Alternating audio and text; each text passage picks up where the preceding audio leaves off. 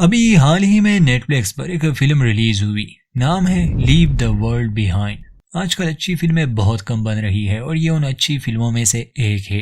कहानी कुछ इस तरह है कि एक परिवार न्यूयॉर्क के लॉन्ग आइलैंड पर छुट्टियां बिताने चला जाता है और अगले ही दिन सब कुछ बदल गया। सिर्फ उनके लिए नहीं बल्कि करोड़ों लोगों के लिए। यह कहना भी गलत नहीं होगा कि जिस दुनिया को वो जानते थे वो बिल्कुल उलट जाती है। फिल्म में काफी कुछ राज रखा गया है जो हमें उलझन में डाल देता है। हमें ये पूरी कहानी बस कुछ लोगों के नजरिए से दिखाई जा रही है, बल्कि हम ऑडियंस को भी ऐसे ट्रीट किया जाता है जैसे हम भी इस कहानी का हिस्सा हो। चलिए आगे देखते हैं क्या है इस फिल्म में। चैनल को सब्सक्राइब करना ना भूले। शुरुआत होती है तो सबसे पहले हमें पृथ्वी दिखाई जाती है, फिर अमेरिका जहां सूरज उग रहा था। एक आम दिन से ही सब शुरू हुआ। अब हम कहानी के अंत तक एक परिवार के साथ जुड़े रहेंगे, क्ले सैनफोर्ड का परिवार, जिसमें वो, उसकी पत्नी अमेंडा और 2 बच्चे रोज और आर्ची है। इन लोगों के बारे में जानना जरूरी है। क्ले एक प्रोफेसर है और न्यूयॉर्क एक यूनिवर्सिटी में पढ़ाता है। बहुत शांत इंसान है, गुस्सा जल्दी नहीं आता, अपनी पत्नी और बच्चों से बहुत प्यार करता है। मगर अमेंडा बहुत गुस्सैल और लोगों से नफरत करने वाली औरत है। चिड़चिड़ापन, लोगों से बदतमीजी करना, लोगों पर शक करना, जल्दी गुस्सा आना, ये सभी अच्छी बातें अमेंडा में थी और वो एक एडवर्टाइजमेंट कंपनी में काम करती थी। इनकी छोटी बेटी रोज एक मासूम सी बच्ची है जो आजकल फ्रेंड्स सीरीज का लास्ट सीजन देख रही है। आर्ची चूंकि बड़ा है और प्यूबर्टी के लेवल पर है, इसलिए उसमें कुछ गलत बातें हैं और अक्सर वो अपनी छोटी बहन को तंग करता रहता है। बाकी ये एक साधारण सा परिवार है। तो आज के दिन जब क्ले की आंख खुलती है, अमेंडा पहले ही जाग चुकी थी। आज वो थोड़ी सी अलग थी।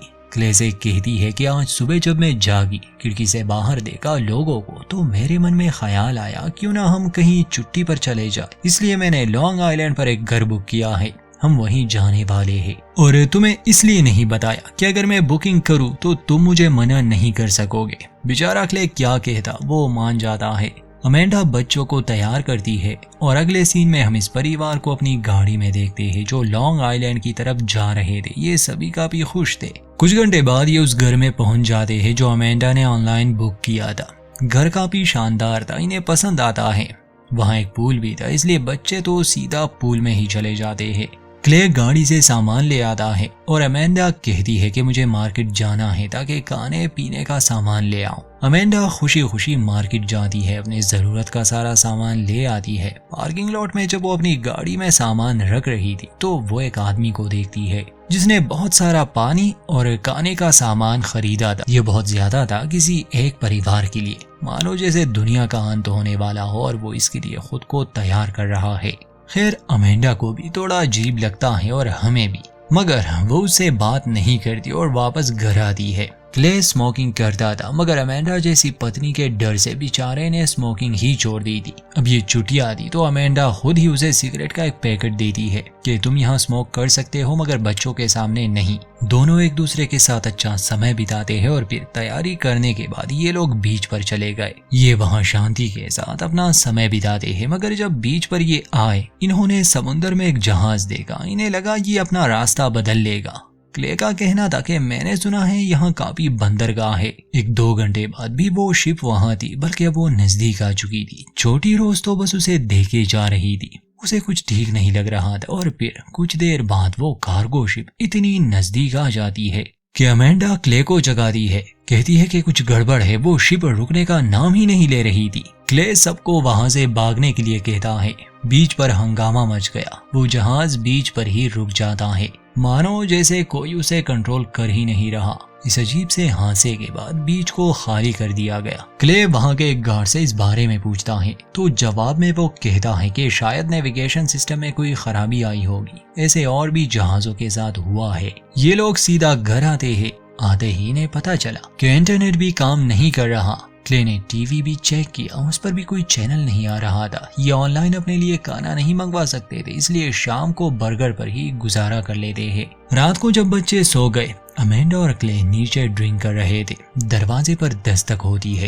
एक लम्हे के लिए ये लोग डर जाते हैं। दरवाजा खोलने पर इनके सामने स्कॉट नाम का एक आदमी और उसकी बेटी रूथ खड़े थे। इन्हें हैरानी हुई क्योंकि किसी अजनबी का यहाँ आना बड़ा अजीब था। स्कॉट बताता है कि असल में ये घर हमारा है, आपने मुझे ही मेल किया था। वो अमेंडा का नाम जानता था मगर दोनों की बात नहीं हुई थी, इसलिए अमेंडा को शक था। स्कॉट कहता है कि क्या हम अंदर आ सकते हैं। क्ले उसे अंदर आने देता है। स्कॉट बताता है कि हम शहर में रहते हैं मगर वहाँ ब्लैकआउट हो चुका है, पावर जा चुकी है। मैं ऊंची बिल्डिंग में रहता हूँ, मैंने घुटने का ऑपरेशन किया है, सीढ़ियाँ नहीं चढ़ सकता, इसलिए हम यहाँ आए। मुझे पता है आप लोग छुट्टियाँ बिताने आए हैं, आपने पैसे दिए हैं, हम आपको जाने के लिए नहीं कह रहे, हम भी यहाँ रहना चाहते हैं और आप भी कर ना करें, हम बिल्कुल भी आपको परेशान नहीं करेंगे, हम बेसमेंट में सो लेंगे और मैं आपको पैसे भी दे दूंगा। वो $1000 क्ले को वापस करता है। खैर क्ले को तो उन पर कोई शक नहीं था मगर अमेंडा इतनी आसानी से मानने वाली नहीं थी। क्ले तैयार था कि अगर ये इनका घर है तो जरूर ये लोग यहाँ रह सकते हैं, मगर अमेंडा कहती है कि नहीं, मुझे अजनबियों के साथ रहने में दिक्कत है, हम आपको यहाँ रहने की इजाजत नहीं दे सकते। इस बार स्कॉट की बेटी रूथ थोड़ी भड़क जाती है, कहती है कि ये हमारा ही घर है। अमेंडा और क्ले अकेले में बात करते हैं। अमेंडा को शक था, अजीब अजीब से ख्याल उसके मन में आ रहे थे, मगर क्ले बताता है कि ये लोग मुसीबत में हैं, मुझे नहीं लगता वो हमें नुकसान पहुंचाने आए हैं। स्कॉट ने इनके सामने एक कैबिनेट को भी खोला था तो क्ले कहता है कि अगर ये इनका घर नहीं होता तो भला वो इसे खोल सकता था क्या, उसके पास चाबी थी। अमेंडा गुस्सा करती है कि घर में उनकी एक भी तस्वीर नहीं, वो झूठ बोल रहे हैं, घर उनका नहीं, वो गलत इरादे से यहाँ आए होंगे। क्ले समझाता है कि मैं उनसे बात करता हूँ, अगर मुझे थोड़ा सा भी शक हुआ तो मैं उन्हें जाने के लिए कह दूंगा। एक बार फिर से ये दोनों उनसे बात करते हैं। स्कॉट बहुत अच्छे से पेश आता है। अमेंडा कहती है कि ठीक है, मुझे अपनी आईडी दिखाओ, मगर एक समस्या आती, स्कॉट अपना वॉलेट कहीं छोड़ आया था। खैर बाकी उसकी बातों से तो ऐसा नहीं लग रहा था कि वो कोई सन की पागल है, बल्कि अंदर ही अंदर वो काफी घबराया हुआ था। तभी रूथ टीवी चलाती है जिस पर आपातकालीन प्रसारण चल रहा था। हर चैनल पर यही था। स्कॉट ने जैसा कहा कि शहर में ब्लैकआउट हुआ है, यहाँ इंटरनेट का काम ना करना, टीवी पर कोई खबर नहीं, ये सभी बातें इन्हें उलझन में डाल देती है। खैर एक बात तो साबित हो गई कि सच में कोई गड़बड़ है, इसलिए स्कॉट और उसकी बेटी को वहाँ रहने दिया जाता है। हालांकि रूथ इस बात से गुस्सा थी, कहती है कि हम अपने ही घर में नौकरों की तरह रह रहे हैं, कल क्या ये हमसे झाड़ू पोछा भी करवाएंगे। सिर्फ स्कॉट को अंदाजा था कि क्या हुआ है, मतलब उसे शक था। स्कॉट असल में साइबर सिक्योरिटी में था। अगली सुबह रोज अपनी माँ को जगाती है, कहती है कि मुझे फ्रेंड्स सीरीज का आखिरी एपिसोड देखना है, इंटरनेट काम नहीं कर रहा, आप कुछ करें इस बारे में। उसके जाने के बाद अमेंडा जैसे ही अपना फोन देखती है, उसे कुछ न्यूज अलर्ट्स आई थी। जैसे ही वो क्ले को दिखाने वाली थी वो गायब हो जाती है। खैर क्ले का कहना था कि शायद किसी ने सब कुछ हैक कर लिया है, मगर अमेंडा को एक ही बात की फिक्र थी, वो ये कि उनके घर में 2 अजनबी है। कॉफी पीने के बाद क्ले अमेंडा से कहता है कि मैं मार्केट जाता हूँ, शायद वहाँ कोई मुझे बता सके ये सब क्या हो रहा है। रूथ और स्कॉट जागते हैं, क्ले का पूछते हैं तो अमेंडा बताती है कि वो मार्केट गए हैं। वो न्यूज अलर्ट्स के बारे में बात करती है। ये सुनकर स्कॉट थोड़ा सा चौंक जाता है। अमेंडा पूछती है कि क्या हालात बेकाबू हो रहे हैं, तो स्कॉट मुस्कुराता है कि नहीं, मुझे यकीन है सब कुछ ठीक हो जाएगा। असल में वो इन्हें डराना नहीं चाहता था। वो एक कंप्यूटर वायरस के बारे में बताता है जो साल 2000 में बना था। उसने कई कंपनियों को करोड़ों का नुकसान कर दिया था। बाद में पता चला कि ये काम फिलीपाइंस के 2 लड़कों का है, तो हो सकता है कि अभी जो हो रहा है ये बात इतनी बड़ी नहीं हो, शायद सिस्टम में कोई खराबी हो, हमें ज्यादा इसके बारे में सोचना नहीं चाहिए। चाहे स्कॉट उन्हें हिम्मत ही क्यों ना दे रहा था, मगर हालात बता रहे थे कुछ ठीक नहीं। स्कॉट की पत्नी और रूथ की माँ प्लेन से कहीं जा रही थी, तो स्कॉट को और रूथ को उनकी भी चिंता थी क्योंकि सारे सिस्टम तो काम नहीं कर रहे। रोज जब बाहर थी तो उसे ढेर सारे हिरन दिखाई दिए, सैकड़ों की तादाद में। ये होना काफी अजीब था क्योंकि जानवर ऐसा बर्ताव नहीं करते। खैर स्कॉट अपने एक पड़ोसी के घर जाने के लिए निकल गया। घर का बुरा हाल था, सामान बिखरा पड़ा था और कोई ताबी नहीं। और क्ले जब रास्ते में था तो जीपीएस ने काम करना छोड़ दिया था, जिस वजह से वो रास्ता भटक जाता है। वो घबराया हुआ था। फिर वो वापस गाड़ी में बैठ जाता है, तब उसे एक घबराई हुई औरत नजर आई जो स्पेनिश में बात कर रही थी। फिल्म में इसे ट्रांसलेट नहीं किया गया, मगर इंटरनेट पर इसकी ट्रांसलेशन मिल जाती है। यह औरत बताती है कि वो अपने घर का रास्ता भटक चुकी है। पिछले 2 दिन से उसने किसी भी इंसान को नहीं देखा, उसे किसी को कॉल करनी है। एक तो क्ले को उसकी बात समझ नहीं आ रही थी, ऊपर से वो इतनी घबराई हुई थी कि क्ले उसकी कोई मदद नहीं करता और उसे वहीं छोड़कर वो निकल गया। थोड़ी देर बाद उसे एक प्लेन की आवाज आई। क्ले पीछे देखता है तो उस प्लेन से लाल रंग का कुछ गिर रहा था। वो गाड़ी भगाता है मगर असल में वो प्लेन पेपर्स गिरा रहा था, लाल रंग के पेपर्स जिस पर पारसी में कुछ लिखा था। वहाँ स्कॉट जब अपने पड़ोसी के घर आता है, वो तो उसे नहीं मिलता मगर उसे पता था कि उसके पास एक सैटेलाइट फोन है, इसलिए वो फोन ले लेता है। बच्चे इस सब से अनजान थे, इसलिए वो जंगल में चले जाते हैं। अमेंडा और रूथ पूल के करीब बैठी थी।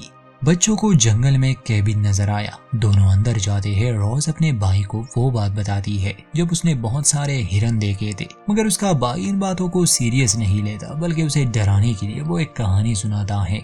जब ये दोनों वापस आ रहे थे तो आर्ची को एक कीड़ा काट लेता है। स्कॉट उस सैटेलाइट फोन को ट्राई करता है मगर वो काम ही नहीं कर रहा था। और कुछ देर पहले हमें अंतरिक्ष में दिखाया गया कि अमेरिका का सैटेलाइट अपनी दिशा बदल लेता है। शायद यही वजह है कि अब स्कॉट के हाथ में जो फोन था वो काम नहीं कर रहा। वो बीच पर चला गया जहां समुद्र के किनारे एक प्लेन क्रैश हो चुका था और हर तरफ लाशें थी। दिल दहला देने वाला एक मंजर था। अजीब था कि वहाँ कोई जिंदा नहीं था, कम से कम जख्मी तो होने चाहिए थे। तभी स्कॉट को एक और प्लेन दिखा जो सीधा इस ओर आ रहा था। स्कॉट समझ जाता है कि ये भी यहाँ क्रैश होने वाला है। जान बचाकर वो भागने लगा। प्लेन सीधा समुद्र के किनारे क्रैश हो जाता है और पानी की एक बड़ी लहर की वजह से स्कॉट गीला हो गया। ये सब अपनी आंखों से देखने के बाद उसे समझ आ गई कि सच में हालात काबू से बाहर है। वो घर आता है मगर अपनी बेटी को सच नहीं बताता कि उसने एक प्लेन को क्रैश होते हुए देखा। गीला होने का कारण वो पूल में गिरना बताता है। वो रूथ को सूखे कपड़े लाने भेजता है और अमेंडा को कहता है कि सैटेलाइट फोन काम नहीं कर रहे। सब कुछ बंद हो भी जाए तो भी सैटेलाइट फोन काम करते हैं। अमेंडा को यकीन नहीं आ रहा था, इसलिए स्कॉट बताता है कि मैंने एक प्लेन को अपनी आंखों से गिरते हुए देखा। बच्चे अभी भी बाहर थे। तभी इन्हें एक आवाज सुनाई दी, एक तेज आवाज। इन्हें अपने कानों पर हाथ रखना पड़ा। अमेंडा को बच्चों की फिक्र थी, इसलिए वो जंगल की तरफ चली जाती है। खैर बच्चे उसे मिल गए, वो उन्हें एक घर ले आती है। सब ठीक थे मगर क्ले अभी तक घर नहीं आया था।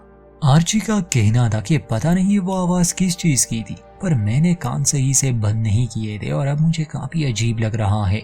अमेंडा बच्चों को कमरे में भेज देती है और स्कॉट से पूछती है कि बता वो क्या था, तुम्हें इस सब की जानकारी है? स्कॉट बताता है कि ये किसी प्लेन की आवाज नहीं हो सकती, ना ही ये कोई बम था। ये किसी तरह का सॉनिक हथियार हो सकता है। अभी कुछ कह नहीं सकता। अमेंडा उस पर भड़क जाती है कि कुछ देर पहले तो तुम बड़े बड़े अंदाजे लगाकर मुझे डरा रहे थे। उसे एक क्ले की फिक्र थी। कहती है कि कुछ भी ठीक नहीं, शायद हमें बाथटब में पानी भरना चाहिए। पता नहीं ये सब कब तक बंद रहेगा। ये बात स्कॉट अपनी बेटी से छुपाना चाहता था मगर अब वो जान गई। इस बात से वो काफी दुखी हो गई। तब अमेंडा बताती है कि 2 दिन पहले मैंने एक आदमी को मार्केट में देखा था। वो जानता था कि ये सब होने वाला है। उसने ढेर सारा पानी और खाने का सामान लिया था। स्कॉट बताता है कि वो डेनी है, वही कॉन्ट्रैक्टर जिसने मेरे इस घर को डिजाइन किया है। वो हमेशा इन हालातों के लिए तैयार रहता है और शायद उसे इस सब का अंदाजा हो चुका था। इतने में क्ले भी लौट आया जो काफी डरा हुआ था। वो बताता है कि मैंने रास्ते में एक प्लेन को देखा जो ये पेपर्स फेंक रहा था। आर्ची ने चूंकि किसी वीडियो गेम में एक वर्ड को देखा था तो वो कहता है कि इस पेपर पर लिखा है अमेरिका की मौत। बाकी क्या लिखा है ये नहीं समझ आया, मगर इसमें कोई शक नहीं कि अमेरिका पर हमला हो चुका है। किसने किया नहीं पता, मगर हालात ठीक नहीं थे। जान बचाने के लिए अमेंडा और क्ले अपने बच्चों को लिए वापस से शहर जाने का फैसला करती है। स्कॉट उन्हें सलाह देता है कि ऐसा मत करो, शहर के हालात बदतर होंगे, तुम लोगों को यहीं रुकना चाहिए, यहाँ सुरक्षित रहोगे तुम। अमेंडा और क्ले उसकी बात नहीं मानते और हाईवे के लिए निकल जाते हैं। मगर वहाँ ढेर सारी टेस्ला कार्स जो ब्रांड न्यू थी एक दूसरे से टकरा चुकी थी। उन्होंने रास्ता ब्लॉक कर दिया था, उसमें कोई भी नहीं था, वो ऑटो मूड पर थी। उन गाड़ियों की वजह से पूरा रास्ता बंद था और तब अमेंडा को रियलाइज होता है कि सिस्टम में गड़बड़ी की वजह से ये यहाँ आकर रुकती है। वो जल्दी से गाड़ी में बैठ गई क्योंकि और भी कार्स इस तरफ आ रही थी। ये लोग खुद को बचाने में सफल रहे। अब कोई और चारा नहीं था, इसलिए ये वापस स्कॉट के घर में आते हैं। सभी लोग काफी परेशान थे। अमेंडा के कहने पर क्ले बाथटब में पानी भरने लगा। रूथ उसके पास आती है और पूछती है कि क्या आप मेरे साथ स्मोक करेंगे। दोनों ही टेंशन में थे, इसलिए वो उसके साथ स्मोक करने लगा। बच्चे अपने कमरे में थे। अमेंडा और स्कॉट के बीच बातें होती है, जिसमें स्कॉट बताता है कि वो अपने क्लाइंट से मिला था जो बहुत बड़े प्रोजेक्ट्स पर काम करता है, इतने बड़े कि वो पेंटागन के खुफिया प्रोजेक्ट्स होते हैं। कुछ दिन पहले मैंने उसकी एक बहुत बड़ी अमाउंट ट्रांसफर की थी। बड़े लोगों को ऐसे खतरे की खबर पहले ही मिल जाती है। वो जानता था इस बारे में। उसने बस इतना कहा मुझे कि अपना ख्याल रखना। अब मुझे उसकी बातें समझ आने लगी। उसे मेरे लिए बुरा लग रहा था। इसके अलावा भी दोनों की कुछ बातें होती है।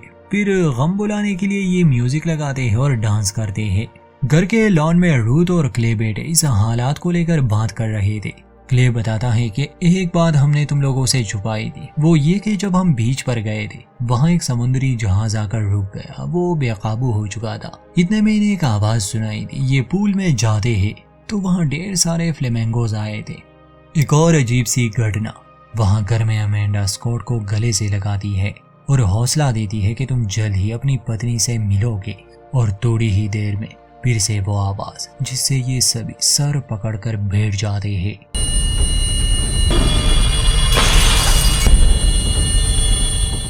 कुछ देर बाद वो आवाज बंद हो गई, मगर अब सभी को काफी डर लग रहा था। इसलिए क्ले का परिवार एक ही बेड पर सो जाता है और रूथ अपने पिता के साथ। रात को छोटी रोज, जिसे नींद नहीं आ रही थी, वो अपनी माँ से कहती है कि मैं इंतजार करते करते थक गई। सुबह इससे भी खतरनाक हालात थे। जब ये उठते हैं तो आर्ची के दांत गिरने लगे। अमेंडा और क्ले बहुत घबरा जाते हैं। वो समझ ही नहीं पा रहे थे कि हो क्या रहा है और वो क्या करे, क्योंकि मदद के लिए तो वो कॉल भी नहीं कर सकते थे। रोज भी कहीं चली गई थी, इन्हें मिल नहीं रही थी। स्कॉट बताता है कि वो आदमी डैनी, जिसे तुमने पार्किंग लॉट में देखा था, वो यहाँ पास में ही रहता है। मुझे यकीन है उसके पास काफी सामान है और हो सकता है कि उसके पास आर्ची के लिए कोई मेडिसिन भी मिल जाए। रूथ अपने पिता से नाराज थी कि वो उसे छोड़कर दूसरे लोगों की मदद कर रहा है, मगर स्कॉट वादा करता है कि वो 1 घंटे में लौट आएगा। आर्ची को लिए स्कॉट और क्ले डैनी के घर जाते हैं। ये दरवाजे पर दस्तक देते हैं।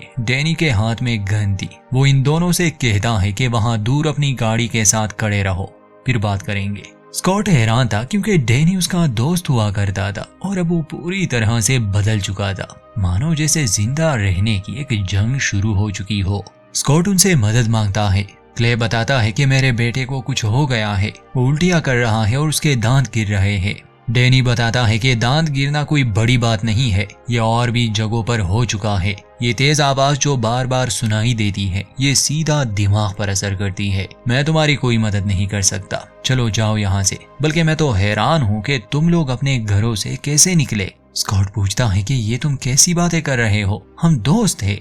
डैनी कहता है कि वो सब पुरानी बातें हैं, अब हालात बदल चुके हैं स्कॉट, हम पर हमला हो चुका है, ये एक युद्ध है और मुझे जो सही लगता है मैं वही करूंगा। मुझे अपने परिवार को सुरक्षित रखना है और तुम्हें भी।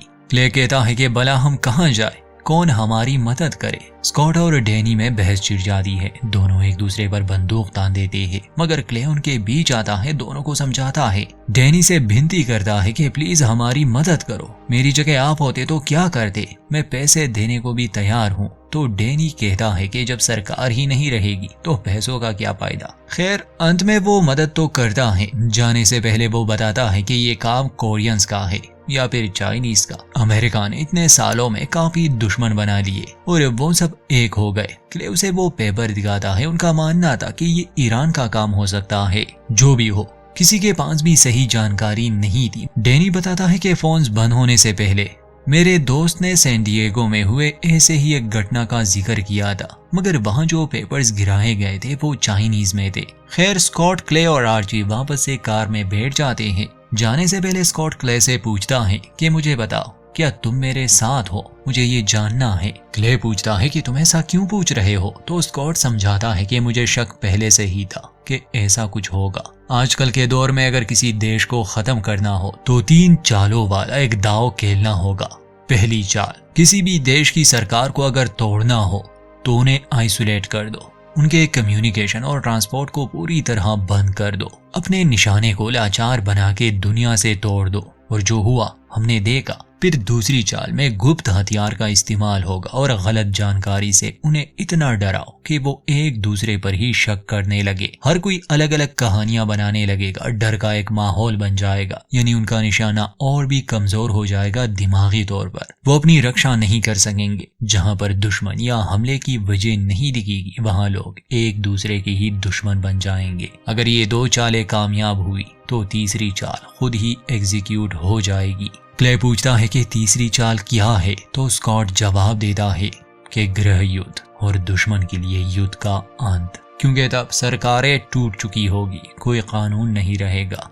और ऐसा ही हो रहा था। वहां दूसरी तरफ हम रूथ और अमेंडा को जंगल में देखते हैं, जो रॉस को ढूंढने निकले थे। वो भी उस केबिन में पहुंच जाते हैं जहां अमेंडा और रूथ के बीच थोड़ी बहस हो गई। फिर उन्हें बाहर से आवाज सुनाई दी। रूथ बाहर आती है तो वहां ढेर सारे हिरन थे जो उसके सामने खड़े थे। अमेंडा चीखते चिल्लाते हुए उनके सामने आती है, जिससे वो हिरन भाग जाते हैं। फिर अमेंडा का ध्यान शहर पर जाता है जहां बम धमाके हो रहे थे। पूरी तरह से जंग का एक माहौल बना हुआ था। लोगों के चिल्लाने की आवाजें आ रही थी, यानी कि ये लोग एक सुरक्षित जगह पर थे अभी के लिए। शहर में लोगों ने एक दूसरे को ही मारना, लूटना और बलात्कार शुरू कर दिया होगा, क्योंकि जब कानून टूट जाता है तो यही सब होता है। फिल्म के अंत में हमें रोज दिखाई जाती है। उसने पहले घर देखा था, वो वहां आई थी। स्कॉट ने इसका जिक्र भी किया था कि मेरे पड़ोसियों के पास शायद बंकर हो। रोज को वो बंकर मिल चुका था। वो अंदर जाती है जहां उसे ढेर सारा खाना, पावर सोर्स, एक डीवीडी प्लेयर, बहुत सारी फिल्में, सीरीज मिल गई,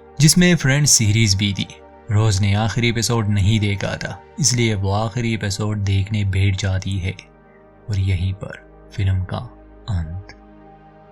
बस इतना ही दोस्तों। इसमें पूरी जानकारी नहीं, मगर हो सकता है डैनी और स्कॉट की बात सही हो। बहुत से देशों ने मिलकर अमेरिका पर हमला किया होगा। शायद वो उन्हें पूरी तरह से मिटाना चाहते हैं। बाकी हिरन का दिखना, जानवरों का अजीब बर्ताव, ये शायद किसी गुप्त हथियार की वजह से हुआ होगा, जिससे नेविगेशन सिस्टम खराब हो गया। और चूंकि जानवर भी अर्थ के मैग्नेटिक फील्ड को इस्तेमाल करके माइग्रेशन करते रहते हैं, तो शायद वो बिगड़ गया। बाकी सब आपने कहानी में जान लिया। युद्ध काफी डरावनी चीज है, चाहे वो जहां भी हो। उम्मीद करते हैं हमारी एक्सप्लेनेशन आपको पसंद आई होगी। वीडियो अच्छी लगे तो लाइक करें, चैनल को सब्सक्राइब करना ना भूलें।